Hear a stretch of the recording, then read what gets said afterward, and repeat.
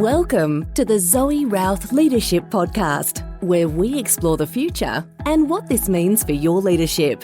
We ask the big questions. What's happening on the horizon? What does this mean for us? And most importantly, what skills do I need now for leadership of the future?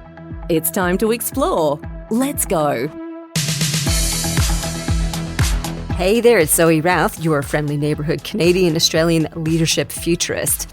And today we're talking about the future, specifically the future and what could go right. My guest today is Justin Bean. He has been a bigwig executive in the tech sector in California, and he's written a lot of articles after doing his MBA in sustainability on tech trends and sustainability. And his new book is awesome. It's called What Could Go Right. And I love this book. I have studied it. I have extracted a lot of things from it. And we have an amazing conversation about some really big stuff about things like the blockchain, things like the future of democracy, things like the trends that are emerging and the opportunities that are in there for us. We even talk about being woke and what to do about it. So without further ado, here is Justin. Well, all the way from San Diego, welcome to the show, Justin Bean. Thanks for having me, Zoe. I've been super pumped about this interview for ages, ever since your publicist sent me a copy of your book. So what do you think can go right? Oh my God, did I even quote that right? What could go right? Oh, geez, get the title right. It's like, well, we're so used to saying what could go wrong, but it's like, what could go right?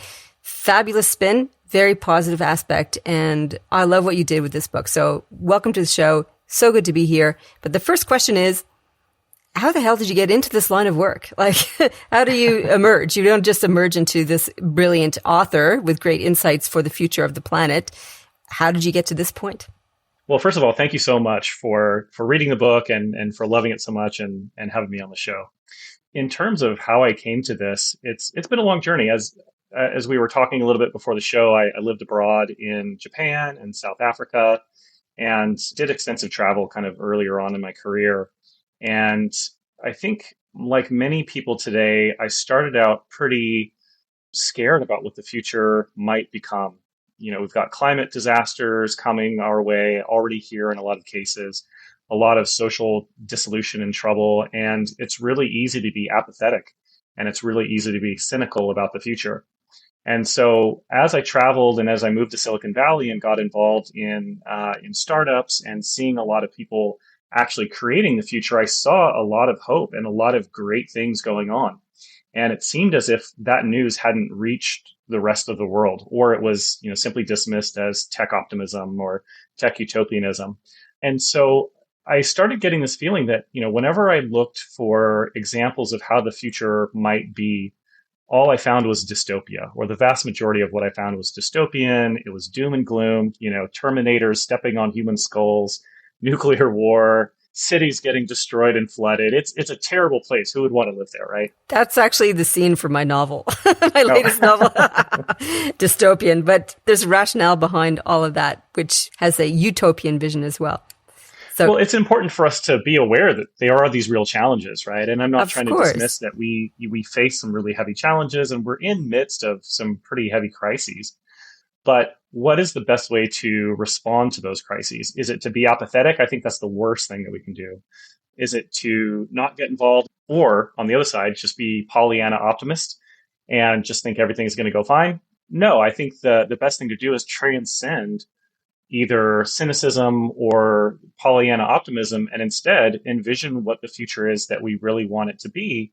And then that gives us something to work towards, and we can build a roadmap towards that and actually get busy building it and being excited about it.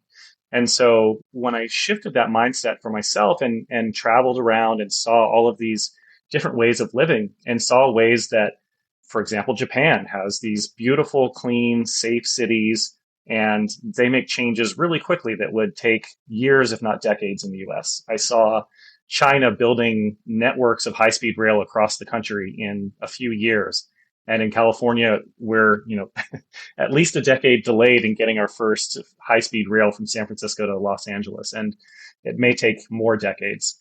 And so a lot of the cynicism or the difficulty that we're having doesn't necessarily happen everywhere.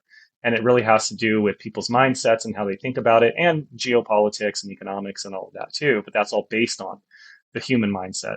And so it gave me a lot of hope that not only could we create a better future, but we owe it to ourselves. And if we want to spend our lives in meaningful ways and feel that our work is important and make it important, it's a lot more interesting to live a life that you are building towards something great and solving challenges and building a life that you could be proud of. And so all of us have that opportunity today. And I'm actually so excited after doing all this research and working with big corporations and startups and organizations and governments about all of the progress that we're making. It's really incredible how quickly things are changing. And I wanted to spread that word and let people know that not only is the future looking up, there's a big opportunity. If you're looking for a job, if you're thinking about starting a company, if you're managing in a large corporation, there are immense opportunities out there in building a more sustainable world. And I think this is where the generational opportunity is for us. And those companies that don't take this on are going to be the Blockbusters or Kodaks of the future. So companies that have kind of gone defunct because they were kind of asleep at the wheel and didn't see these trends that were coming. I wholeheartedly agree that if we're not paying attention, we're going to miss the boat. Absolutely. I love your observation about Japan versus the US. It's something I shared also in my podcast. And that's exactly what happened on my holiday. I went from New York to Tokyo. And these two massive cities are so miles apart in terms of how they present. And there's good and bad things about each of them. But the thing that sticks out in my mind is the cleanliness of Tokyo compared to the grubbiness of New York. And it is just astounding to me that two amazing cities could be so different in terms of their at least superficial view. One of the things that you talked about, though, is if we are going to capitalize on implementing really good things, then it comes back to mindset, and I dare say mindset built on specific values. Now, this is a really big question. I would love to hear your take on that, is if we are going to vision the future and act on that future, we need to have particular types of values. And I've been thinking a lot about the values that underpin different systems. So what are the values in New York, say, that have built this city? And what are the values in Tokyo that have built that city? And Japanese, as you know, because you live there, it's about order and systems and cleanliness and social good. And America has been evolved from the rise of the individual, the self-made man, and that kind of value set, the whole American dream thing. So I'm curious about your take on this. So what kind of value systems do we need to implement with this new mindset if we are going to be forward focused? And then we'll talk about the trends after that. So, but let's go with the big tough question first. Yeah. First and foremost, I love New York also. Right. And I agree with you. There's a lot that Japan or Tokyo could learn from the US or from Europe or from Africa. And there's a lot that we can learn from all of those countries, or Australia. Right. There's Sydney and Melbourne are the only two cities I've been to in Australia, and they were beautiful and wonderful as well. So I think there's a lot that the world can learn from Australia. But around the values, I agree. It's a big challenge, but I think it aligns to the values that we have today.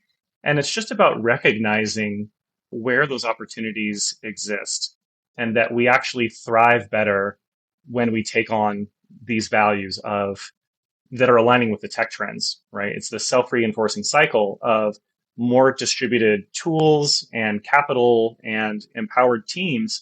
And I think the shifts that we're going to see are actually going to enable new values and new cultures and new ways of doing things that lend themselves more towards a more inclusive society, a more empowered society, and one that's more democratized and distributed in many ways. And in a way, I don't think it'll fully happen on its own, but I think it's actually already moving in that direction, especially when you look at younger generations. And so, there's no social program that's going to change all of the mindsets. There's nothing that politicians can just, wave a wand, or corporate leaders can wave a wand and change it.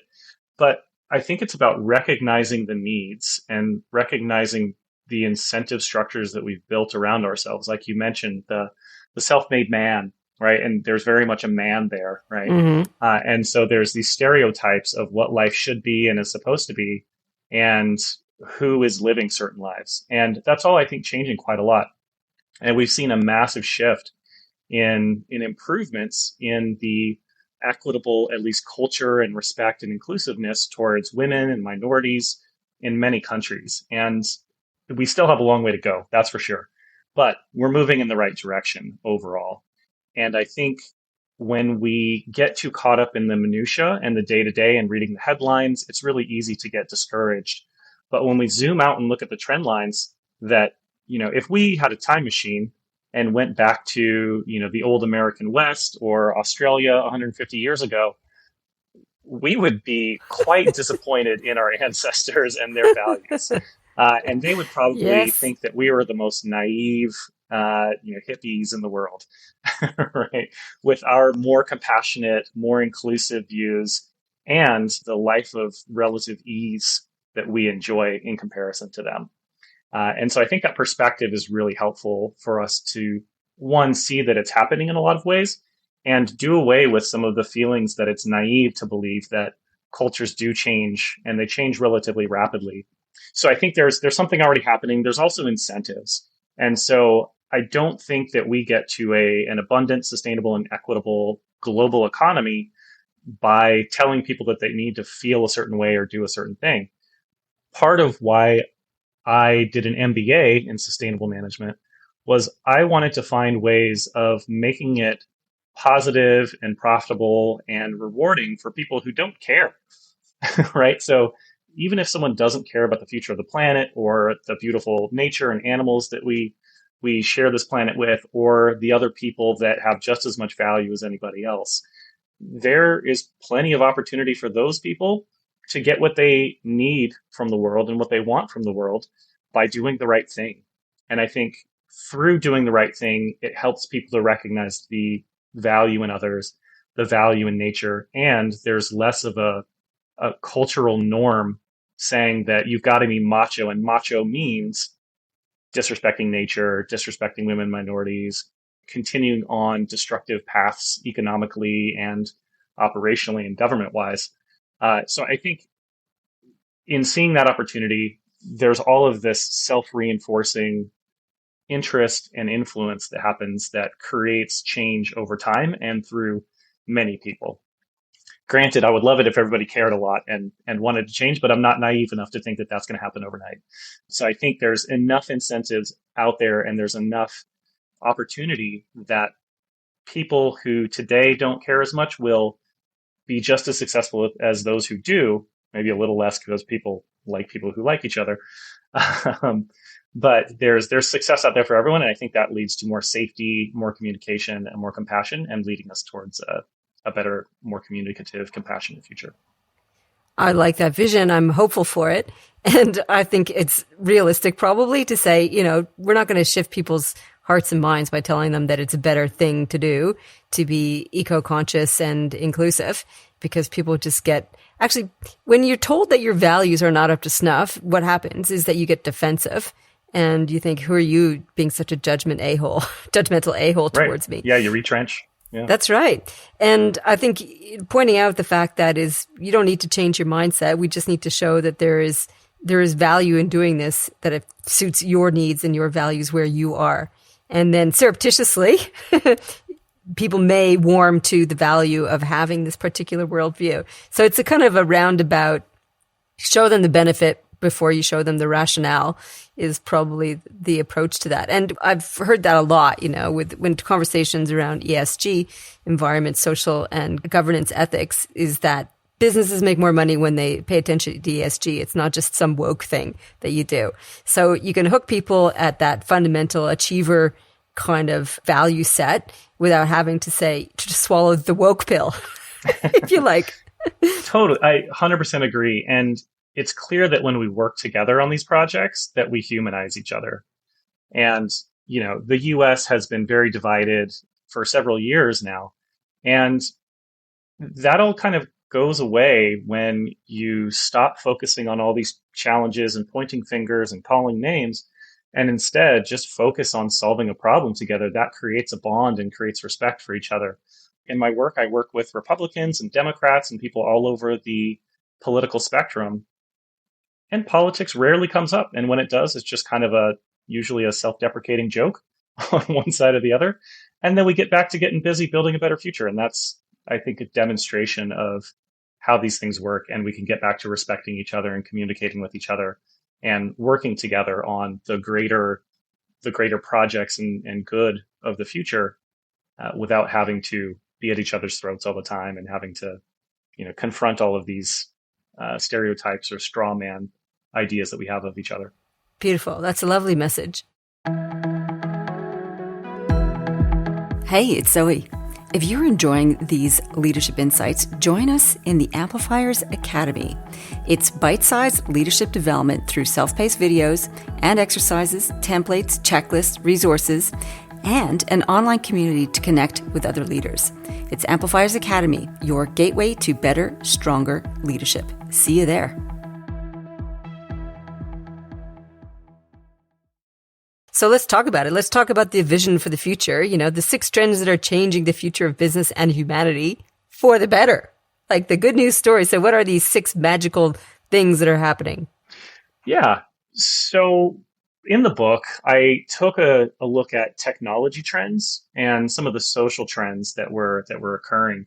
And luckily, I think they're all converging towards this future that we're talking about, one that's more sustainable, equitable, and abundant. And so there's some of the more obvious trends like artificial intelligence, right? ChatGPT has taken the world by storm. We're all seeing how artificial intelligence can help us be more effective, right? Siri gave us a personal assistant, and now ChatGPT and others like it are going to give everyone a personal intern, right? And so artificial intelligence is taking up more of the work from humanity. And it's similar to what's happened in the past. In the Industrial Revolution, the machines took over the hard labor and the work of muscle, both from humans and animals. And that freed people up to do a lot more knowledge work and to think more. And it really changed the shape of the economy and created a lot more abundance. And when we discovered oil and coal and fossil fuels, that created an enormous economic boom that provided immense abundance for people around the world. Now it had an unintended consequence, which is climate change and all the things that we're discovering now. And so we need to make a shift. And so with artificial intelligence, it takes the work of the mind or the brain and can do some of the repetitive, redundant work that we actually aren't very good at and don't enjoy spending time doing. And so I think artificial intelligence is going to free people up from a lot of the mundane work that we're doing in offices and in knowledge work. And it'll do the same thing for us that the factories and automated machines and the horseless carriage did for people, a century ago, but in a different way. It'll free us up and it'll make us have to think about our economic models and how they work. So a lot of that is fed by the Internet of Things.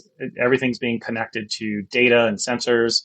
It's also being analyzed and providing analytics and insights into everything that's going on in the world. So it's going to be more transparent, and it already is.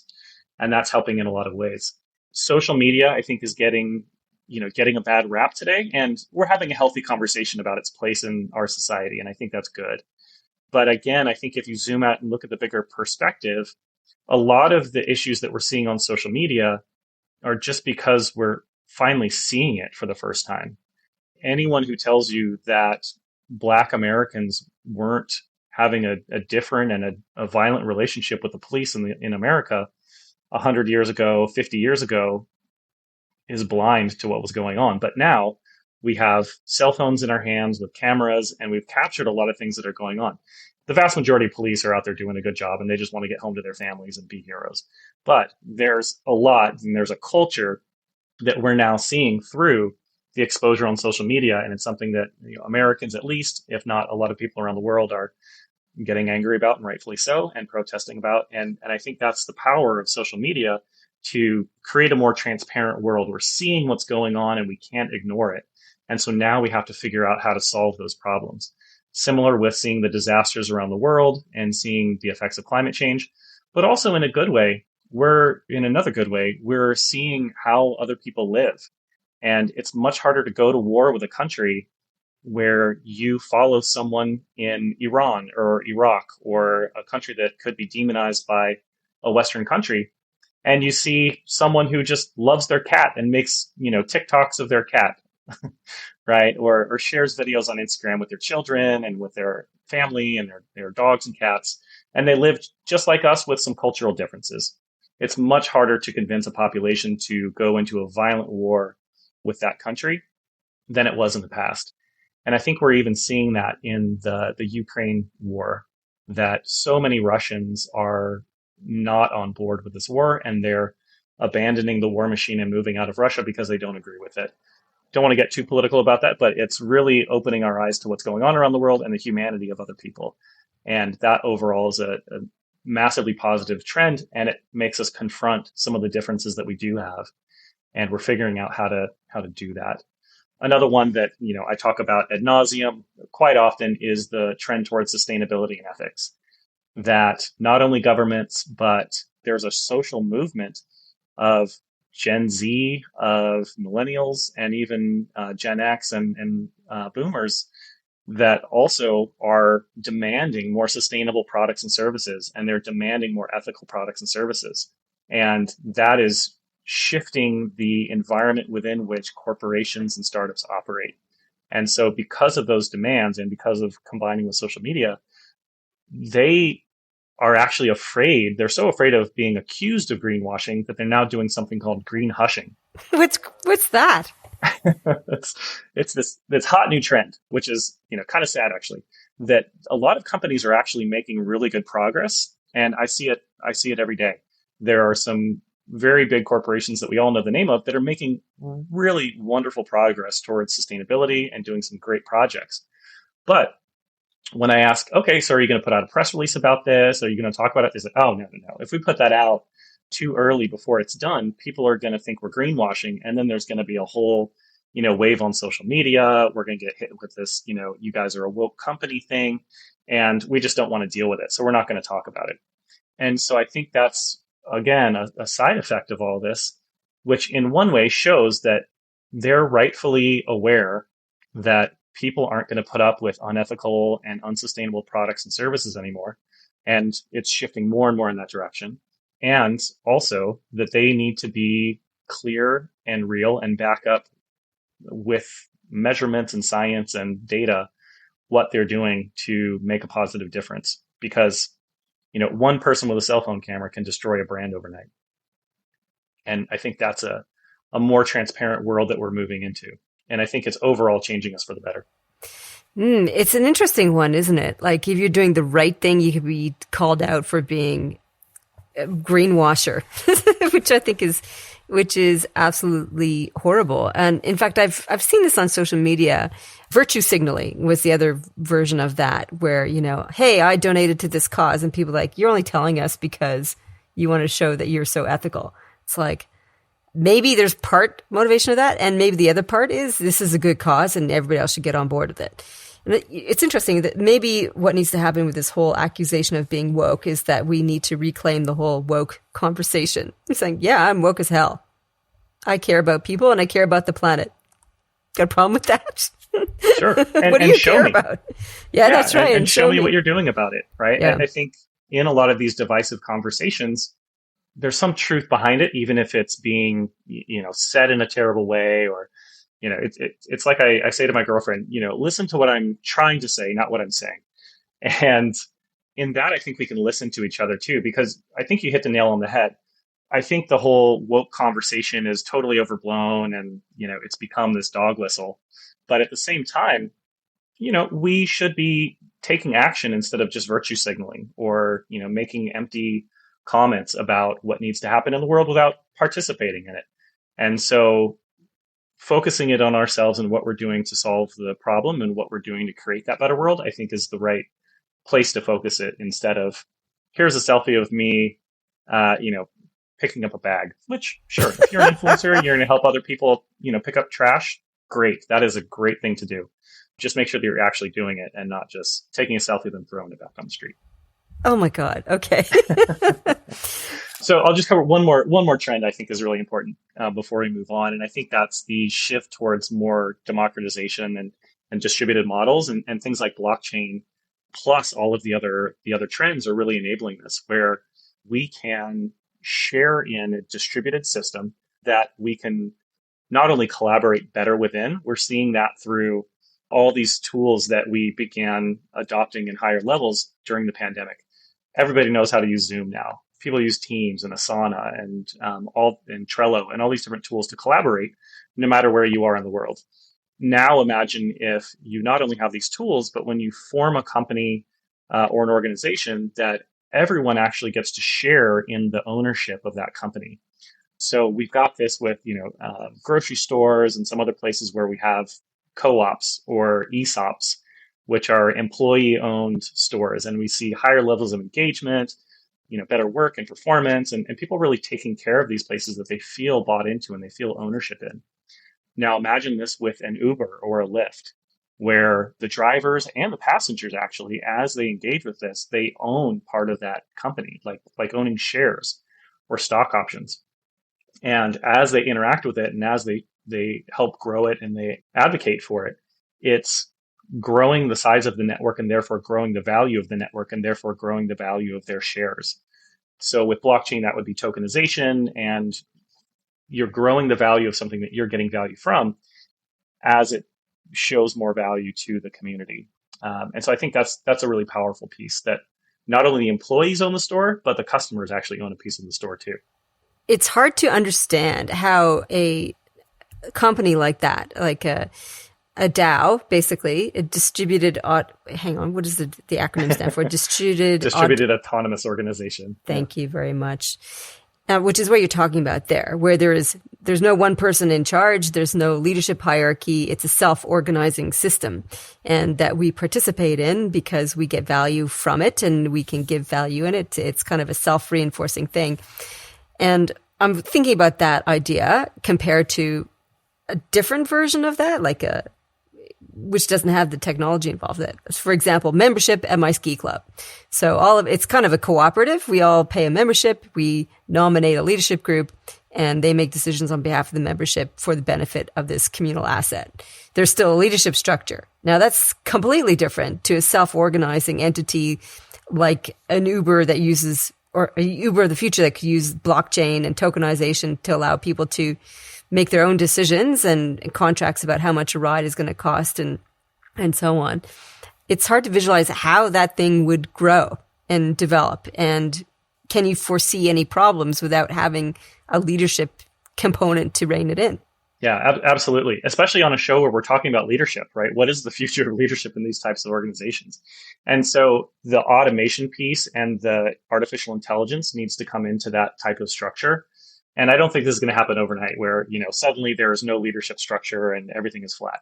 But we need to be aware that there's some organizations where that's going to make sense, that the rules and the way that decisions are made are incorporated, just like when you form an LLC, are going to be incorporated into how smart contracts work and how pricing and economic contracts work and how pricing is determined.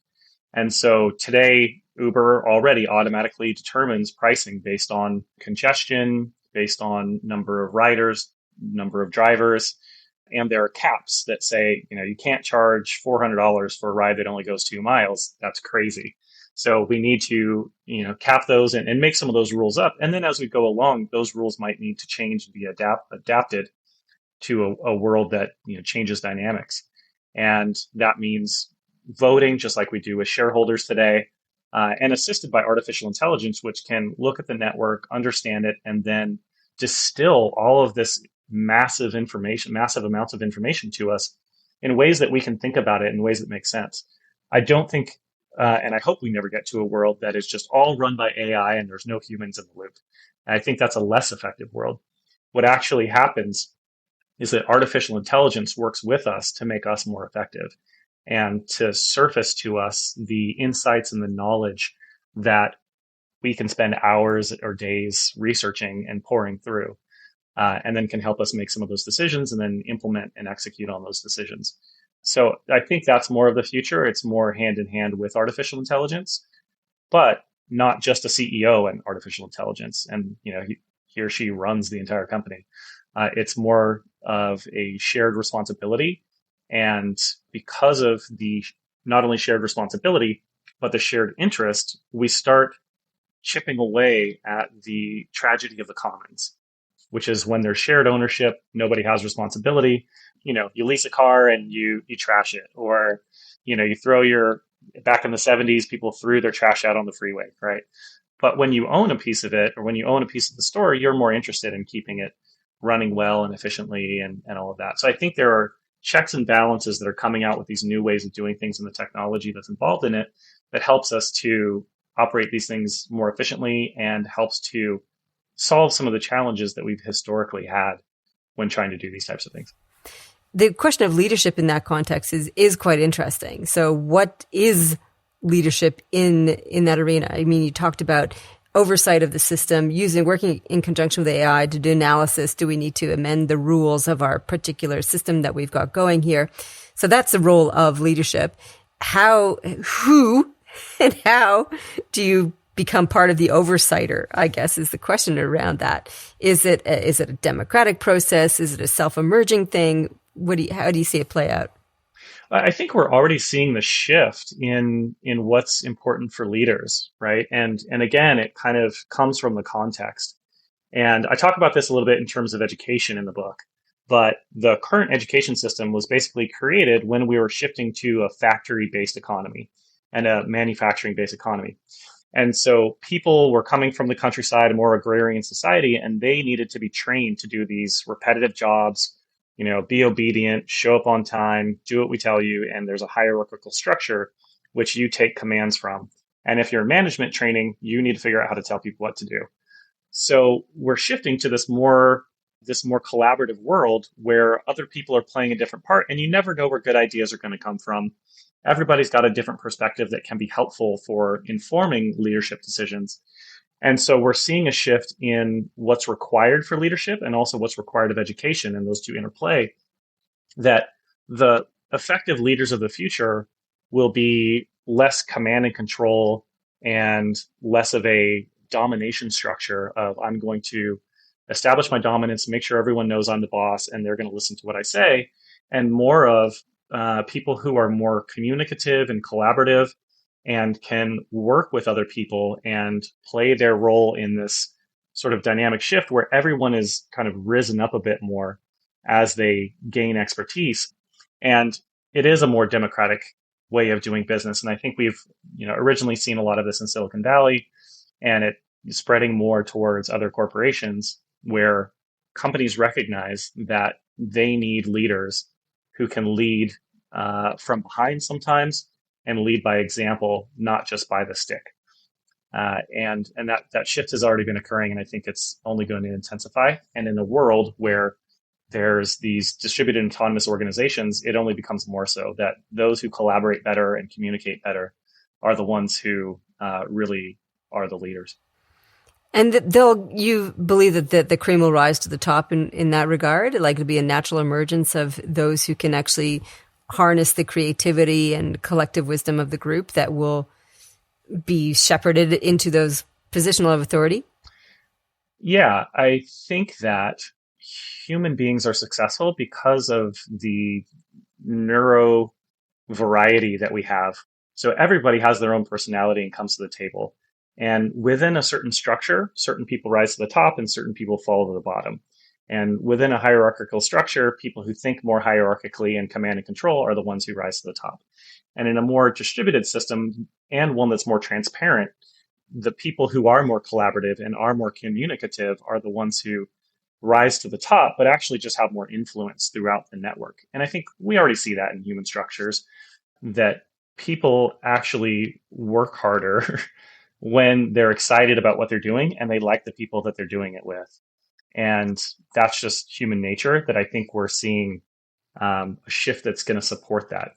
And also in a world or experience of safety, people are more creative and more energized to share. And so the competence level of everyone on the team starts going up as they feel less imposter syndrome, they feel more communication, they feel more camaraderie with the people that they're working with. And that's standard leadership. But I think this new sort of shift to this other type of structure supports that. and makes more space for other people. That was a very cool analysis. Thank you so much. That was really, really valuable. And I love how it's technology, again, that's enabling the shift of system and also shift of values in that.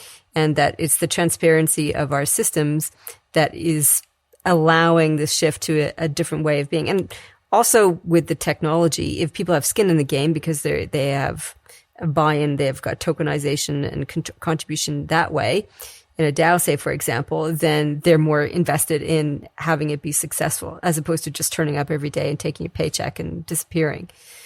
Fantastic. Absolutely. All right. Another big question. So future of democracy itself. We've had really interesting emergence lately of, I guess when I think about cultural progress, it feels like a pulling back, move towards right-wing conservative values and autocracies in some parts of the world because of a whole bunch of social and economic challenges there. What do you think is the future when it comes to politics and particularly democracy? Yeah, it's such an important question for our time, given everything we see. And I think the shift to more autocratic structures that we see in many countries is a reaction to rapid change.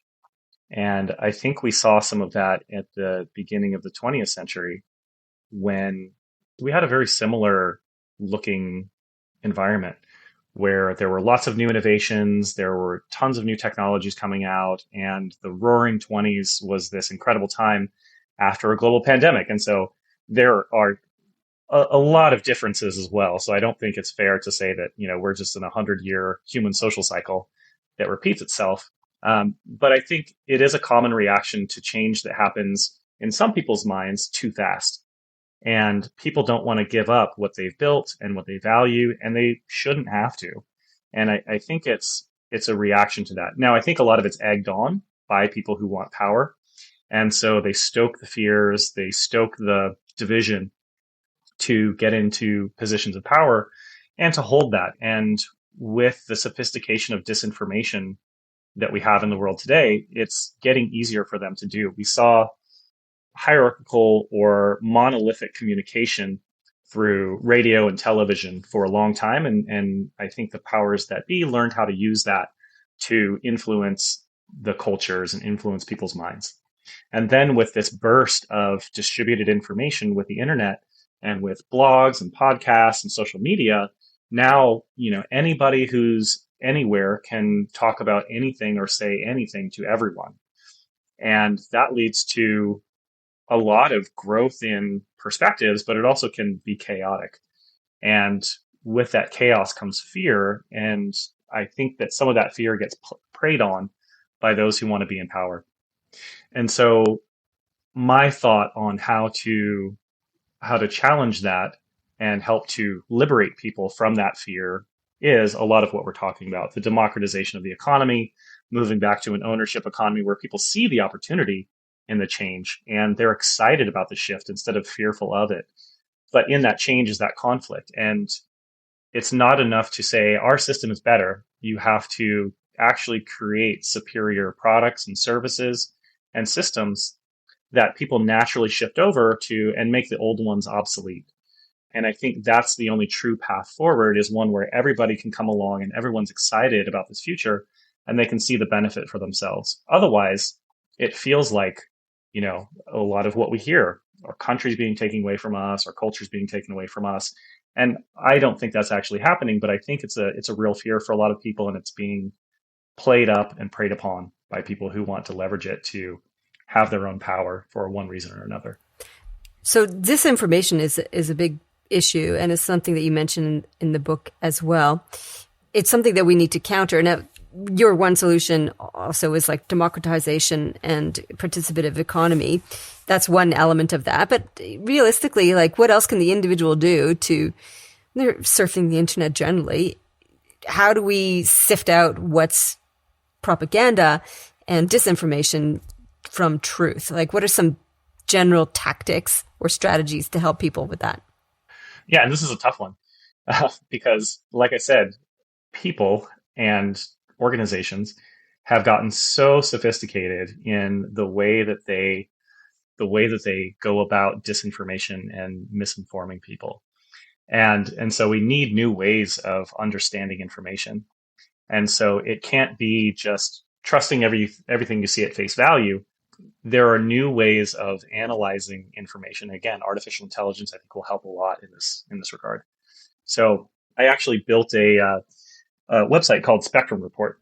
And the goal of that was to expose people to more sources of information about the topics that they were seeing and topics that they weren't seeing. And there's others like Ground News is doing a really good job of this. So showing a spectrum of news, so you're exposing people to information that's outside of their echo chamber. That's the first step. The second step is to identify narratives within that information to understand generally what's being said behind the words and reading between the lines to see what are they trying to say by what they're saying. And then start fact checking that information to see, are those narratives true, or is this just selective information or disinformation? And then from there, I think it's important also to add context and not just do fact checking, but understand the context of why it's being said and the emotional charge that's associated with it. And so there are, artificial intelligent algorithms that can tell you what type of emotion is being conveyed in a story or in text. And so this was another thing that I incorporated into it was how much outrage are you ingesting throughout your day, right? If you're just scrolling through these news stories, are you ingesting majority sadness or anger or disgust or joy or love? What are the things that you're reading and what are the emotions that are being fed into your nervous system that are maybe just coincidence that are going to make you feel that way? Or maybe someone's actually writing that way to try to get you to do something they want you to do and feel a way that they want you to feel. Justin, so your Spectrum Report website checks this for you? So you can get a report on your surfing to see what it is that you're being subjected to? You can see, if you search a certain topic, for example, you can see what's being pushed in the aggregate. And then when you read an article, you can see the mix of emotion within the article. Now, I've been very busy over the last few years and haven't kept it up very well, so it's not great. So I don't want to disappoint people who go to spectrumreport.com and say, hey, this little thing's broken over here. But that's the general idea. And some of what we did was looked at certain narratives around things like immigration or U.S.-China relationships and economics, and try to see through the narratives in the news and do special reports that synthesize and say, okay, here's the facts that we all know, or that we can discern are true facts. Here's what the left is saying. Here's what the right is saying. Now, what's true about those narratives and what can we take away from this? And I think going through that structure and looking for logical fallacies and looking for ways that information is being used to drive a point, like a straw man. I think you see straw man use all the time in the news, where they'll take a young liberal person who is screaming at the top of their lungs and going crazy in the street, and they'll say, like, this is liberal America, this is everybody, right? And then it's a lot easier to discount or disrespect those people because you have a straw man understanding of who they are. And the same thing happens on the right. And when you see yourself being posed in that way, again, you retrench and you don't want to talk to somebody who thinks that you're some crazed liberal shouting in the street who just wants, communism and to destroy America and all the stuff that's being said. And also, saying that everyone on the right is a Nazi is not helpful, and it's not true. Most people, aside from some extremes at the corners, which are amplified on social media, most people want to live their lives with their family and friends in their communities. They want to do well. They want opportunity for everybody, and they want the world to advance. And I think if we can focus on shared values and what we actually want in our future, again, coming back to having conversations around what that ideal future looks like, we can agree on why we want that future and what it might look like and how to get started building it. Fabulous. I'm excited by all of that. So I want to bring this back to practical steps for the leaders who are listening now. So what can they do right now to help us move towards a better future? What are some practical things, immediate things that listeners can do to get on board with creating this bright new future, apart from reading your book, which I totally also recommend? Well, first and foremost, please read my book. And secondly, have these conversations with people and expose them to the information that's out there. So friends and family and coworkers, and try to explore the possibilities of what that future might be that people want and where it might go.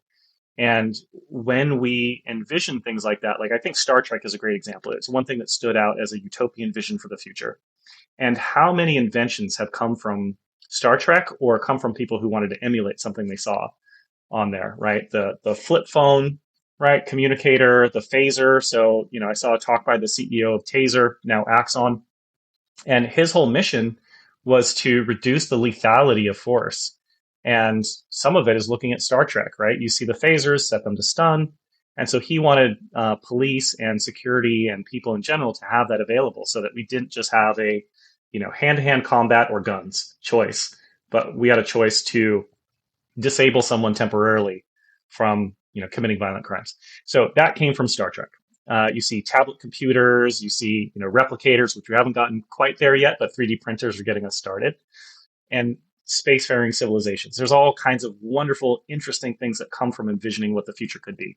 So that's one, have those conversations and get excited about it. And then two is get involved in the opportunity.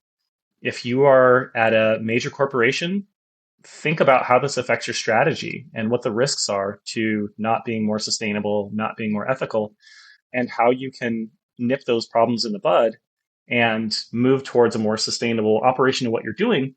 But also, what are those blue oceans? What are the big opportunities that are out there that people haven't thought of yet or are ripe for rapidly growing markets that you can get involved in? And by the way, sustainable markets are much more rapid growing than conventional markets. And BCG did a study, World Economic Forum did a similar study that showed that companies that incorporated social and environmental impact into their core business not only performed better in terms of the actual outcomes, but they performed better financially and for their shareholders. And so that means higher revenues, higher margins, better retention of workers, less retraining, better brand that attracts more, superstars. So there's all kinds of ways you can think about it from corporate strategy. If you're an entrepreneur and you want to start a startup, this is the place to go. Climate tech funding is exploding, and people will tell you that it actually went down 3% in 2022 in terms of venture capital funding for it. But overall venture capital funding went down 35%.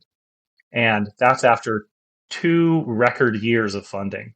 And so, we saw it going up, it totally spiked, and then it's gone back down a little bit. But the point being that those sustainable markets are performing much better than regular markets. It's the same in the EV sector. That, I'm trying to remember the numbers here, but I think regular car sales went down by about 8%, but EV sales surged 62%. We're up 62%. So we're seeing common trends across all of these different areas that ethical, sustainable products and solutions are taking over the market at a rapid pace. So think about that if you're an entrepreneur, think about it if you're in corporate strategy. And then if you're out searching for a job, tens of thousands of people just got laid off from these big tech companies. There are an incredible number of jobs in climate tech that are now getting started at these startups. And there is so much opportunity for you to get involved at the ground floor of big opportunities. If you're an investor, there's great investment opportunities in these growing startups. And if you're a consumer and you don't want to get involved in it in a professional way, just think about the choices and vote with your dollars. There's all kinds of certified logos and ways for you to tell if something's actually more sustainable and it's been certified by a reputable source, or if it's just got, unsustainable plastic packaging and some, leaves and trees printed on it. So just, try to make better choices and have these conversations with people and be a part of that change, get involved in it, and get excited about the opportunity. I think those are all excellent suggestions. And I think the other one, too, is to start to experiment around the edges of this distributed economy, So get on to the blockchain, figure out what that is, and do a Kickstarter and participate in a collaborative economy and become a contributor, whether you're creating something or whether you're supporting creators. So you can start to engage in that kind of growing economy as well. Justin, this has been awesome. I've really enjoyed this conversation. It's been really rewarding. It's so nice to have a positive outlook on what's coming and to be forward focused in such a positive way. So thank you so much for coming on the show. No, thank you so much for having me. It's super fun for me too to talk to people that are excited about this and can see that vision. And I love the work that you do and love that you're bringing this into the world of leadership. So thank you. Oh, you're welcome. So as you can tell, Justin is a big picture thinker. I loved his book, and it does some great analysis about the exciting opportunities, some of which he alluded to. And I wanted to summarize in his own words from the book, the 6 trends. The first one is electrified everything, meaning that energy will become more cheap and renewable. And so we're going to have cheap electrified everything as a result, which is going to transform everything from manufacturing to transport. It is going to be a big game changer once we get these renewables up and running and self-generating electricities on our cars and our houses, etc. So that's the first trend. Second one is insights from everything, where artificial intelligence can process and analyze things very quickly, as he mentioned in the interview. We've got intelligent everything, where the Internet of Things means that the regulators in your house can talk to one another. It can talk to your AI and do an analysis about what's going on. So we can use intelligent sensors, not only in your home, but in cities to analyze challenges and how we can make best productive changes and optimize things. We've got the fourth trend is autonomous everything. So that artificial intelligence and robotics will replace a lot of the repetitive, boring jobs that need bodies to do it, and that will liberate people as it did during the Industrial Revolution. It'll free us up for other kinds of productive work. Trend number 5 is distributed everything. We had a lot of conversation around that today, where access to markets and access to labor is all over the place. It's not centralized through an entity or even a location, which is very cool. And the 6th one is ethical and sustainable everything, and the whole idea that businesses are successful when they are committed to sustainable principles and ethical, inclusive businesses. So those are the 6 trends. And in the book, the amazing thing is he goes into design principles of what we could do for our education system and for our political system and for our justice system. And by piecing together these principles and these ideas, we can have a vision for the future that we can live into. Wow. I mean, wow. It's awesome. So definitely pick up the book if you are into some big picture thinking, or if you want to get a sense of what the heck is going on out there and how can I capitalize on it. So that's your first big task of the day, is get the book, read it, and expand your mind. His suggestions, I think, were awesome in terms of have conversations, talk about the future, talk about the opportunities, get involved in the opportunities out there as an investor, as a consumer, as a creator. And there's plenty that you can do off your own bat to experiment in this brave new world, which we can create for positive impact in the future. The other thing you can do is join a community of like-minded people, leaders who are having these types of conversations, who are pushing the envelope. And they are my Amplifers crew. And if you want to be part of the conversation and feel yourself expanded and the opportunities grow with you, this is the group for you. Check it out, zoerouth.com. Click on programs, click on Amplifers. Would love to hear about you and see where we can take you and your leadership in the future. In the meantime, live well, lead well. You've been listening to the Zoe Routh Leadership Podcast. To find out more about leadership of the future or to contact Zoe, go to zoerouth.com.